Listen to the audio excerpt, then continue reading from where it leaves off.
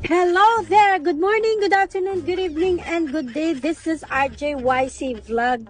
So, eto na.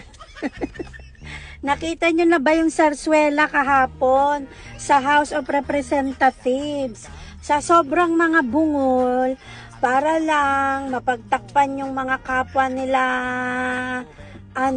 congressman, ay nagturo rin sila ng senador. Ngayon, ang nakakatawa, na booking sila dahil may nag-text.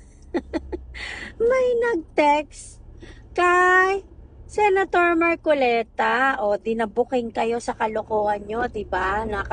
Kailangan talaga magbanggit sila ng senador para hindi sila ma-cite in contempt. Kaso, hindi pala ganun yung pagkatao ng mga, ng mag-asawang diskaya. Magnanakaw lang pala sila or napauto sila dahil sa mga pangyayaring kagipitan. Pero hindi mo pala sila mauuto sa mga ganong senaryo na utos-utusan mo silang magsinungaling sa hearing. So, booking kayo ngayon. House of Representatives talaga, wala talaga kayong kakwenta-kwentang mga nilalang. As in, promise.